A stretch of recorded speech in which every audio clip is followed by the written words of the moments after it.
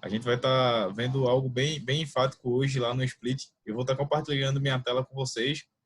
Qualquer dúvida que vocês tiverem, é só vocês falarem, tá? O áudio de vocês está aberto e eu estou ouvindo vocês todo momento. Dá só um segundo que eu vou só compartilhar minha tela aqui com vocês. Mas você tem que ensinar também, né, professor, que eu não sei compartilhar esse negócio, não. Não precisa não, você só vai ver e ouvir, beleza? Ah, beleza.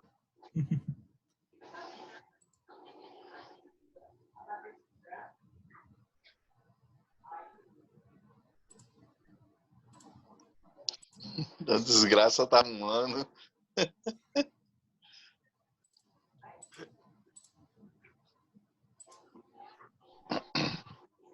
Mudou o visual, foi, professor?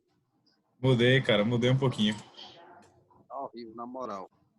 É porque eu fui tentar aprender contigo e deu merda. Mas, ó, vocês estão conseguindo ver minha tela? Tá me ouvindo, desgraça? Tô te ouvindo, desgraça.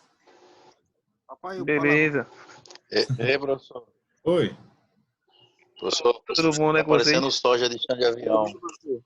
Chão de avião, né? Tá bom. É, todinho. Tá bom, prestar atenção. Vamos lá, vamos voltar aqui. Oi, Miguel. Boa noite, cara. Seja bem-vindo. Vamos lá, pessoal. A turma da quarta-feira tá a instalação de split, tá? Beleza. O pessoal já tá bem avançado, tá bem adiantado já. A gente já tava fazendo a instalação. Na última aula presencial que a gente teve, a gente realizou a instalação de um split e a gente ficou de finalizar a instalação na aula seguinte. E a aula seguinte, infelizmente, não aconteceu devido à pandemia. Tem uma coisa bem interessante que a gente falou na última aula e algumas pessoas ficaram com dúvida que quis trazer isso para vocês hoje. Todo mundo está conseguindo ver minha tela aqui que eu estou compartilhando, não tá? Ok. Sim, sim. Estão vendo uma válvula aqui? Tô conseguindo ver. Estão vendo uma válvula aqui? Tô conseguindo ver. Sabem que válvula é essa? Funcionamento de válvula de serviço. Isso, essa é a válvula de serviço que fica na unidade condensadora. Essa válvula aqui, ó. Estão vendo essas válvulas aqui? Vamos. Aquela lá onde passa... Tô ligado. Isso, essa é a válvula de serviço da unidade condensadora. Isso aqui é ela aberta. Lembra que eu falei para vocês na última aula que quando ela está fechada até o final, ela permite que a gente tenha acesso a tudo que está da tubulação até a volta do evaporador. Vocês lembram desse detalhe? Repete aí que deu corte aqui no áudio. O áudio do senhor tá cortando, professor. Melhorou agora? Repete aí de novo. Não. Não melhorou, né? É a internet. Melhorou. O problema é que tem gente na frente do ventilador, pô. Oi? O problema é que tem gente na frente do ventilador. É eu. Desliga o Tem que ventilador sair, aí, né? Ou professor. senão desligar o áudio. Puta que pariu, é um calor da porra, velho. Beleza, vai. Ficou melhor? Tem que sair ou desligar o áudio. Tem que sair da frente do ventilador ou desligar o áudio. Ó, vamos lá. Presta atenção. Deixa desligado, pô. Aí quando vocês for falar, vocês ligam. Ô, Jefferson, posso falar? Pode. Obrigado. Tô ouvindo esse áudio pelo som, professor. Vamos lá, pessoal. Presta atenção aqui rapidinho. Essa é a válvula de serviço que a gente utiliza na unidade condensadora, tá? Se vocês prestarem atenção e conseguirem enxergar ela no equipamento, a gente vai ver que essa parte aqui da válvula é a parte que dá acesso para a unidade interna, onde é realizada a interligação das tubulações. Deixa eu só ver aqui que tem alguém tentando entrar. Tá tarde já. Só preste atenção aqui. Esse aqui é o acesso para as tubulações, tá? Porque eu falei para vocês que quando a válvula está totalmente fechada, e nesse exemplo aqui a válvula está totalmente fechada, eu tenho acesso apenas às tubulações. Por esse motivo, ó, vocês verificarem aqui, esse ponto aqui é o ponto de pressão onde a gente conecta o manifold. E se vocês verificarem no êmbolo da válvula, ela tem uma fresta aqui, que faz com que a gente tenha acesso apenas à tubulação e à unidade evaporadora. Professor, para que serve isso na válvula? Na válvula, pessoal, isso serve para essa manobra aqui, ó. Quando a gente vai fazer a pressurização com nitrogênio, a gente não precisa abrir as válvulas quando o equipamento ele é novo ou ele tem fluido refrigerante que é recolhido para a unidade condensadora. Se o fluido está recolhido todo para a unidade condensadora, para a gente fazer a pressurização com nitrogênio ou o processo de vácuo e desidratação, a gente não precisa abrir as válvulas. as válvulas só são abertas no momento da liberação do fluido refrigerante para a saída da unidade condensadora, para circulação na tubulação e utilização do equipamento. Até agora tá dando para entender, pessoal? Tô sim. Maurício, Miguel, Jefferson, tá conseguindo acompanhar? Tá bom, tá massa. Beleza. Tá conseguindo entender, né? Professor, para que Então. essa válvula serve no geral? Essa válvula, pessoal, ela serve para duas coisas. Primeiro, na verdade, é mais de duas coisas. Primeiro, é para a gente ter controle do fluxo de fluido refrigerante. A gente não faz nenhuma regulagem aqui. Essa válvula, ela é 100% aberta ou 100% fechada. Não tem por que eu trabalhar ela com um pouco dela aberta ou com um pouco dela fechada, entendeu? Ela tem que estar 100% aberta ou 100% fechada. O outro motivo dela estar aí nesse local, nesse ponto estratégico, é de me ajudar a fazer o recolhimento do fluido refrigerante para a unidade condensadora e a sua liberação quando necessário, e me dar o ponto de controle para mim conseguir verificar as pressões no equipamento. Se eu não tiver essa válvula, eu não consigo verificar a pressão. Certa vez, a gente precisou fazer uma manutenção corretiva no equipamento na escola, e no momento que foi feita a soldagem, né, a abrasagem dessa válvula no equipamento, não foi realizado os procedimentos preventivos e de segurança antes da realização. Se vocês verificarem aqui, ó, essa válvula ela tem uma vedação de borracha. Todo mundo consegue ver? Consigo. Pronto. Se no momento da É um O-ring, né, professor? Isso, é um O-ring. Só que ele é um O-ring, Maurício, que não dá para trocar. A válvula ela já vem com ele no local. Se tu fez o processo de brasagem e não manteve essa parte da válvula que não está sendo brasada umedecida, esse O-ring aqui, ele vai se desgastar e tu vai ter vazamento nessa válvula. Então, toda vez que a gente vai fazer o processo de brasagem nessa válvula, a gente precisa manter um pano umedecido nessa parte da válvula. Por quê? Isso vai impedir que o calor se distribua nessa região da válvula, que é de latão, e o O-ring não se desgaste, ou seja, que a gente não prejudique o funcionamento do equipamento. Na ocasião que a gente fez a manutenção corretiva no equipamento lá na escola, acabou que os alunos, na hora que foram fazer, esqueceram desse detalhe. E acabou que perderam a válvula por esse motivo. É uma válvula que ela não tem um valor baixo. Num serviço, isso aqui você põe o serviço todo por água abaixo porque você perdeu tempo, entendeu?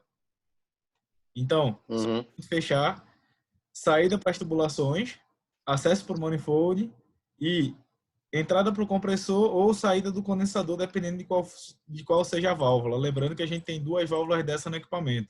Uma válvula instalada na linha de líquido e outra válvula instalada na linha de sucção. Beleza? Até agora todo mundo está entendendo, né? Vamos continuar. Professor, primeiro eu ter essa válvula, pressurização com nitrogênio. Era o que a gente ia chegar a fazer na aula seguinte, logo depois que a gente realizou a instalação da máquina. Um dos dois grupos conseguiu fazer a pressurização com nitrogênio lá na hora. Como é que ocorre essa pressurização? Eu conecto o meu manifold na válvula, no ponto de manifold.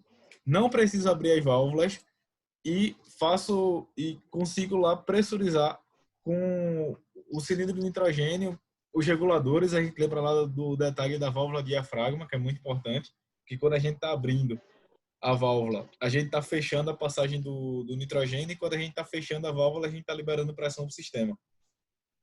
Qual a pressão recomendada, professor, para poder pressurizar com nitrogênio minhas tubulações e minha unidade evaporadora?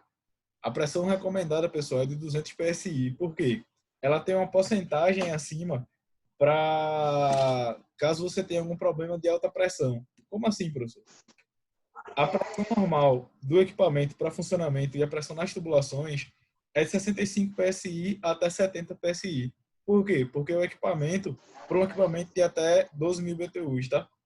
Por quê? Porque a expansão do fluido, ela acontece na unidade condensadora e não na unidade evaporadora. Logo, tudo que a gente tem na tubulação e na unidade evaporadora é lado de baixa pressão. Vocês lembram lá do ciclo básico de refrigeração, que a gente vê várias vezes na sala, e da diferença de pressão do lado de alta e do lado de baixa. Todo mundo tá afiado com isso aí, não tá? Não. Não, né? Tá bom, a gente vai ter a oportunidade. Ô, professor, mas aí tanto faz ela ser normal. Tanto faz o quê, Maurício? Desculpa. Ela se inverte o normal. Qualquer tipo de split, a válvula é igual, tá? Não muda. Não, eu falo O do padrão gênio. de pressurização, 200 PSI já é suficiente, tá? Quanto? 200 PSI, Certo, 200. tá bom? Eu não sei quem Ok, professor. está aqui o material, por favor, não faz isso, tá? Vamos continuar aqui. Depois do procedimento de pressurização com nitrogênio, o próximo procedimento que a gente faz é o vácuo e a desidratação. A gente ficou parado nisso aqui porque o tempo não deixou a gente fazer isso no dia lá na aula. E o que é que a gente faz no vácuo? O vácuo, pessoal, ele é feito para retirar a umidade no sistema. Por que a gente precisa retirar a umidade? Porque duas coisas. A umidade, ela tem como efeito e consequência o cobreamento e a acidez.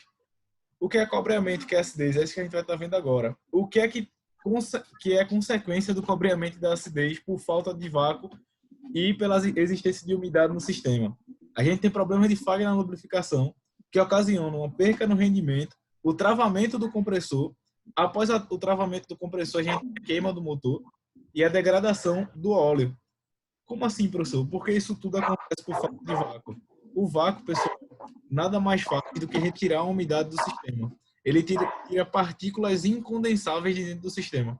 Vamos contar para vocês na sala, os alunos mais antigos já devem ter ouvido, de uma ocasião onde eu fiz um serviço na casa de um cliente, ele chamou outro profissional para ver o serviço, e ao chegar lá o profissional se assustou quando eu fui fazer vácuo no sistema. Ele fez: para que você vai fazer vácuo aí se não tem nem areia, se não entrou sujeira nas tubulações? E aí a gente vê, né? O vácuo ele não serve para tirar partículas sólidas, ele só tira partículas incondensáveis. Daí que tá o vapor d'água. Quando a gente para observar um pouco o nosso sistema normal e o ciclo de evaporação da água, a gente consegue ver que na nossa atmosfera a gente tem vapor d'água em grandes quantidades. E esse vapor d'água ele vai para dentro das tubulações e isso ocasiona para a gente alguns problemas.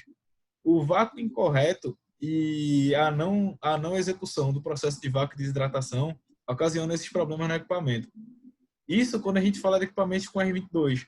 Quando a gente tem equipamentos que trabalham com R410, a gente tem problemas ainda maiores, porque o R410 ele trabalha com pressões mais elevadas. Quando a gente tem a existência de umidade no sistema, com o R410 o equipamento ele não consegue nem render como ele deveria render. As diferenças de pressão e de temperatura no equipamento, elas ficam muito maiores, e isso acaba sendo um problema para nós. A falta de vácuo, pessoal, ela degrada o óleo. Degradando o óleo, a gente tem problemas graves com lubrificação no nosso equipamento, e esses problemas graves ocasionam as seguintes coisas: falta de lubrificação, a gente acaba perdendo as partes fixas e móveis do compressor, a temperatura de funcionamento do compressor ela aumenta, tá?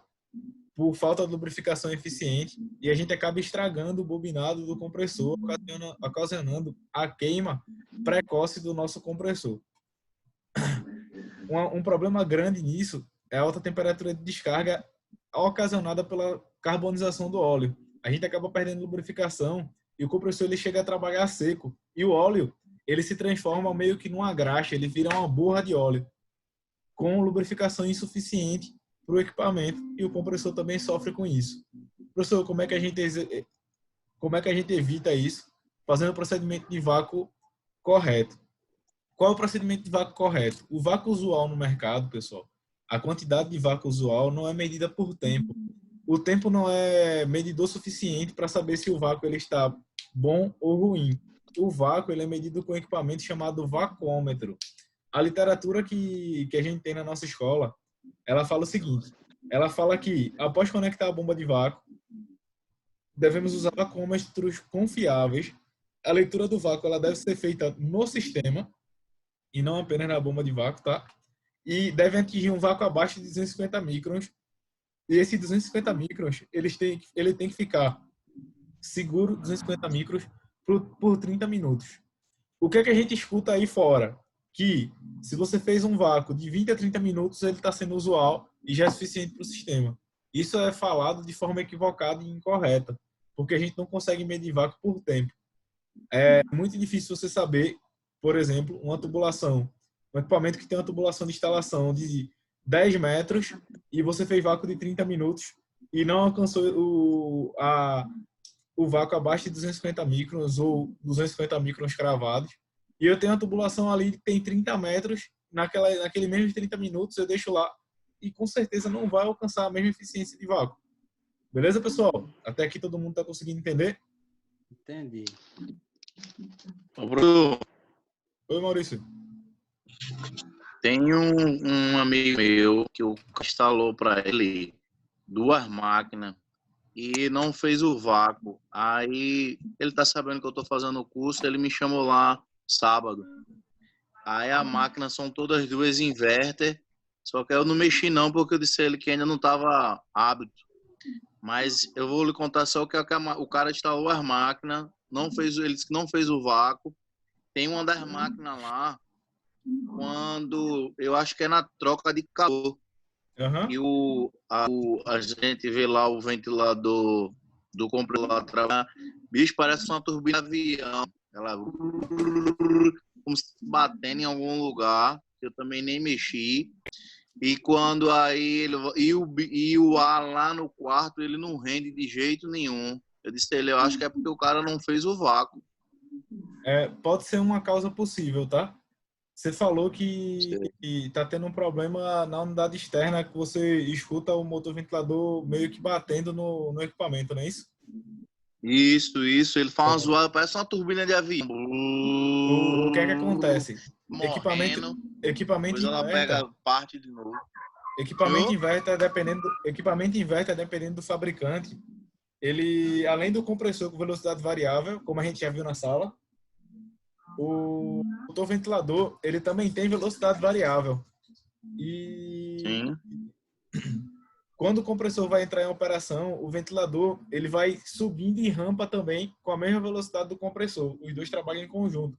Tudo isso vai depender da temperatura de condensação e a temperatura de descarga do equipamento. O vácuo, com certeza, é algo muito importante que ele deveria ter feito nesse sistema. Para isso, você vai ter que verificar as pressões. Tu pode ter incondensáveis no sistema, que é a presença de umidade. Uhum. E tu pode estar tendo também problemas com sensores no equipamento. A gente vai dar uma olhadinha, acho que até nessa aula. Separei algo aqui para a gente conseguir dar uma olhada nessa aula sobre sensores. Técnica de sensores. Os maiores problemas que a gente tem com o equipamento inverter não está na placa eletrônica. Geralmente, o maior índice de condenação de peças de equipamentos inverter são de placas eletrônicas. E a condenação desses componentes, eles ocorrem de forma incorreta e equivocada. Por que, professor, eles ocorrem de forma incorreta e equivocada? Os maiores problemas que são ocasionados no inverter vêm dos sensores. E aí que tá, a gente precisa estar atento ao manual de serviço do equipamento, porque diferente dos splits convencionais, sensores utilizados em equipamentos inverter nem sempre são de 10 k ohms a 25 graus. Como assim, professor? É nisso que a gente vai chegar agora. Só fechando a parte do vácuo, para a gente poder ter 2 assuntos separados. Depois que eu fiz o vácuo no equipamento, o que é que eu vou fazer? Eu vou realizar a liberação do fluido refrigerante do equipamento, tá? Como é que eu realizo a liberação? Professor, tem ordem? Eu posso liberar primeiro o fluido na linha de expansão e depois na linha de sucção? Cara, é muito tranquilo e não tem uma ordem correta. Indifere se você vai liberar primeiro o fluido na linha de expansão e depois na linha de sucção, porque o equipamento não está funcionando. Quando você vai recolher o fluido todo para a unidade condensadora, e quando eu falo recolher o fluido todo para a unidade condensadora, é trazer o fluido todo que está no sistema apenas para a unidade externa. Aí sim a gente tem uma ordem de fechamento, tá? O equipamento está em funcionamento. Com o equipamento em funcionamento, eu fecho primeiro a minha válvula da linha de expansão, ou seja, a válvula da linha de líquido, a válvula que tem a espessura menor. Eu fecho primeiro essa válvula com o manifold conectado. Quando a pressão chegar próximo de 0 no manifold, eu fecho a válvula da linha de sucção. O que é que vai acontecer? Nesse processo, todo o fluido que está da linha de expansão para frente vai passar por todo o evaporador e vai ser succionado pelo compressor até a unidade condensadora. Por isso que o manifold vai começar a baixar a pressão. E esse manifold está instalado na linha de sucção. eu consigo fechar ela quando ela está se aproximando, quando a pressão está se aproximando de zero, porque eu sei que todo o fluido que estava da linha de expansão para frente, ele foi recolhido para andar na condensadora. E aí eu consigo recolher de forma correta. Todo mundo está conseguindo pegar, o ritmo está legal. Ô, professor, esse 65 PSI Certo. O que é que tem? do manifold, ele já vai ficar em 65 ou não? Não. 65 PSI, Fernando, é a pressão de trabalho do R22 e do 407C, que é um retrofit do R22 no mercado. Professor, quase nunca eu vejo 407C. Por quê? Lembra que eu falei para vocês que geralmente o pessoal que trabalha com esse tipo de equipamento não conhece muito do equipamento que está trabalhando e às vezes acaba cometendo erros na hora da instalação? Por exemplo, eu falo para vocês várias vezes que quem detém o poder é quem detém a informação. E o 407C, ele é um retrofit do R22 com as mesmas pressões e temperaturas de trabalho. Em algumas ocasiões eu só preciso mudar o óleo que está no compressor. Eu vou passar para vocês lá no Classroom uma tabelinha de óleo para a utilização de cada fluido refrigerante, para quando vocês precisarem fazer retrofit no equipamento, vocês saberem qual o tipo de óleo você vai usar para aquele fluido. A pressão... Eu não consegui acessar esse Classic Room. Não conseguiu acesso ao Classroom? Eu não consegui entrar nesse Classic Room, não. Não. Depois que terminar aqui, tu me chama no privado e eu te ajudo. Tá. Vamos só continuar aqui rapidinho. 65 PSI é a pressão de trabalho para o R22 e para o 407C, da linha de expansão até a linha de sucção, ou seja, na linha de baixa. Na linha de alta, no condensador, o R22 e o 407C, eles estão com mais ou menos 130 PSI. Entendeu, Fernando? Entendi. Entendeu mesmo? Entendi. Tá bom.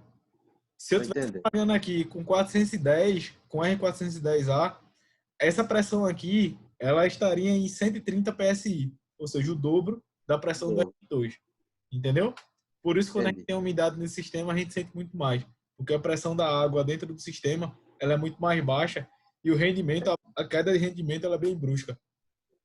Professor, botei o manifold na máquina e a máquina não está rendendo e a pressão fica oscilando várias vezes.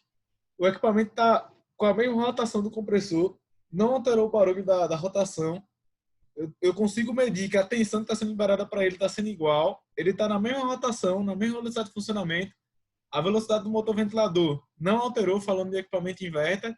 E ele continua lá, o ponteiro do manifold oscilando bastante, subindo, depois hora subindo, hora descendo. E a pressão alternando. O que é que pode ser, professor? Vazamento. Não. Falta de evacuação. E eu tenho umidade no sistema. A hora que a umidade está passando pela tubulação, naquele ponto de pressão, eu consigo ver a queda de pressão brusca. Entendeu?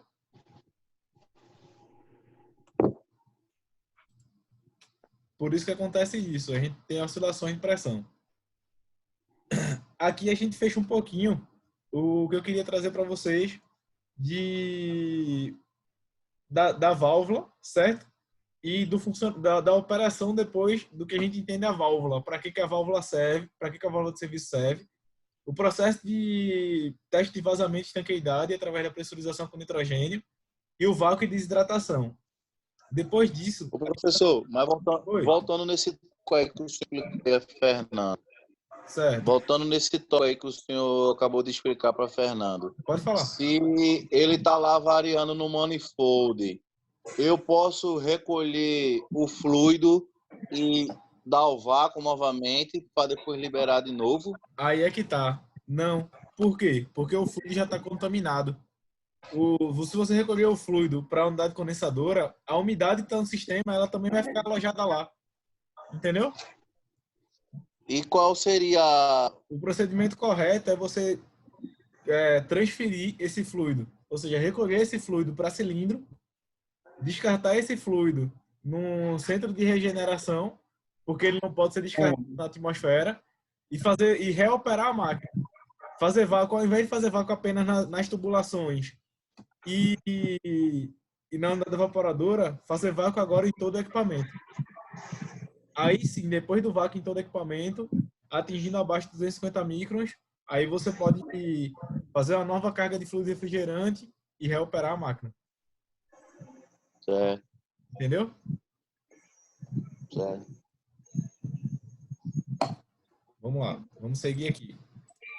Eu queria trazer para vocês, pessoal, o que a gente chama, e quase ninguém faz normalmente no mercado, de comissionamento do equipamento. O que é isso, professor? Comissionamento? Comissionamento, pessoal, são os testes finos do equipamento. É você verificar pressão do trabalho, corrente, troca de calor na unidade evaporadora e troca de calor na unidade condensadora e realizar todo o teste de rendimento do equipamento. Como assim, professor? Vamos lá, vamos verificar o seguinte. No ambiente interno, onde fica a unidade evaporadora, eu tenho que verificar com no mínimo 2 pontos a diferença de temperatura entre insuflamento e retorno no equipamento. Como é que isso é feito, professor? Eu instalo um termômetro na saída de insuflamento da máquina e outro termômetro na entrada do retorno do equipamento. Instalando esses dois termômetros, a gente tem que obter aqui uma diferença de mais ou menos 10 graus de temperatura entre retorno e insuflamento. Se eu tenho uma diferença superior a 10 graus, o meu equipamento está com rendimento dentro do aceitável. E, além de estar com rendimento dentro do aceitável, eu estou trabalhando com equipamento dentro das condições usuais. Todo mundo está entendendo até aqui? Mais ou menos. Beleza. Seguindo aqui, ó, vamos só entender. Para que serve esse teste de rendimento? Se o equipamento acabou de ser instalado, ele não está sujo. Concorda comigo? Concordo. Sim. Acabou de ser instalado. Se ele já foi instalado há muito tempo e não teve manutenção, essa diferença menor que 10 graus pode ser ocasionada por um bloqueio de sujeira por partículas sólidas no evaporador. Vocês concordam comigo também? Concordo. Logo, a gente conseguiria diminuir o nosso tempo na busca de diagnóstico do equipamento. O cliente chama a gente informando que o equipamento está com baixo rendimento. Você fez o teste de rendimento na unidade interna e viu que a diferença de temperatura entre retorno e insuflamento está sendo menor que 10 graus. Logo, você vai verificar se o equipamento está obstruído de sujeira. Concorda comigo? E vai recomendar para o cliente uma manutenção. Porque na manutenção preventiva você vai verificar se as pressões de trabalho do equipamento estão dentro da aceitável. Logo, você diminui seu tempo de diagnóstico do equipamento, entendeu? Sim, concordo. Sim. A mesma coisa acontece no ambiente externo, pessoal. Como assim no ambiente externo, professor? Quando a gente está aqui, ó, na unidade condensadora e precisa verificar se a troca de calor que está ocorrendo na condensação na unidade condensadora está eficiente e não tem nenhum bloqueio por sujeira, o motor ventilador não está com rendimento baixo, eu preciso trocar, o capacitor do motor ventilador já não está perdendo a capacitância dele e a potência que ele libera para o motor ventilador. Com esse mesmo teste, com um sensor na entrada de retorno de ar no condensador e outro sensor na saída de ar. Essa diferença de temperatura tem que estar mais ou menos em torno de 10 graus. Quando a gente fala, pessoal, do R22, só para a unidade condensadora, tá? Quando eu falo de R410A, essa diferença ela é um pouquinho maior. Por quê? Porque a temperatura de condensação do R410 ela é maior do que a temperatura de condensação do R22. Não é para comer não, porra. Vamos lá, pessoal. Vamos só prestar atenção aqui que o nosso tempo está terminando, tá? Em 3 minutos a nossa reunião vai cair. Outro ponto importante que a gente vai estar deixando para outra aula é o teste de superaquecimento, que está dentro do teste de rendimento do equipamento, tá? Eu quero que vocês deem uma olhada, eu vou estar liberando o material lá para vocês no Classroom. Quem não está tendo acesso no Classroom, me chama no privado que a gente vai estar verificando o que está tendo. E eu vou deixar uma atividade lá no Classroom sobre superaquecimento, que é para a gente calcular o quanto de evaporação de fluido refrigerante está ocorrendo na unidade evaporadora e ver quanto de fluido refrigerante eu tenho que adicionar ou retirar do equipamento para que o equipamento vá para o rendimento pleno. Beleza, pessoal? Beleza. Entendeu até aqui? Beleza. É, deu para entender. Dá para melhorar um pouquinho, né? Dá. até hoje a gente só vai até aqui porque nossa reunião ela tem tempo limite de 40 minutos, tá? Não por uma limitação da escola, só deixando claro para vocês. É uma limitação do Zoom que não permite a gente passar acima de 40 minutos para reuniões de até de 3 a 100 pessoas. Ou seja, eu podia ter 100 pessoas aqui com a gente conectadas ao mesmo tempo. Para quem não conseguiu assistir essa aula está sendo gravada e eu vou disponibilizar lá no Classroom também. Beleza? Beleza, porque eu peguei pela metade. Pronto, eu Já vou peguei no disponibilizar ela. finalzinho. Tá tendo acesso ao Classroom normal, Nandinho? Pô, não acessei ainda não, professor. Tenta acessar, eu estou disponibilizando material lá quase que diariamente. Então, se tu conseguir Pronto. pelo menos dar uma lida, são materiais pequenos que com 5 minutos você acaba de ler. Então, Beleza. são materiais pequenos que acrescentam bastante pra gente e as atividades estão sendo postadas lá também. Dá uma E atenção. aí, passa. Oi? Pra acessar, é fácil? Tu tem Ou Gmail? tem alguma... Tu tem Tem o Gmail? quê? Gmail? Tem. Pronto, tu entra no Gmail, na parte direita superior, tu já consegue ver alguns acessos. Lembra lá onde fica o Google Fotos, o YouTube? Sei. O Classroom tá lá, é só tu baixar a tela. Para algumas versões de Gmail, ele tá como Google Sala de Aula, que é o meu caso. Não tá com o nome Classroom, entendeu? Beleza. Eu vou mandar o manual de volta de novo lá no grupo e dá uma lidinha no manual, ver como é que funciona. Caso tenha dúvidas, fala comigo que eu ajudo. Beleza, pessoal? Beleza, professor. Para vocês, até a quarta que vem. Mas os materiais estão sendo postados diariamente. Pode postar sua dúvida lá, responder as atividades. E sempre que tiver dúvida, pode questionar lá que eu estou respondendo lá também. Beleza, pessoal? Pode comer, Fernando. Pode comer agora, Fernando. Boa noite e até a próxima vista. Sábado Até. tem novo aula com a turma do sábado. Se vocês quiserem, Sábado? sábado 9 horas. 9 horas da manhã, tá? Da noite não. Então, se vocês quiserem entrar, vocês podem entrar na aula da turma do sábado também. Pronto. Valeu, pessoal. Boa noite.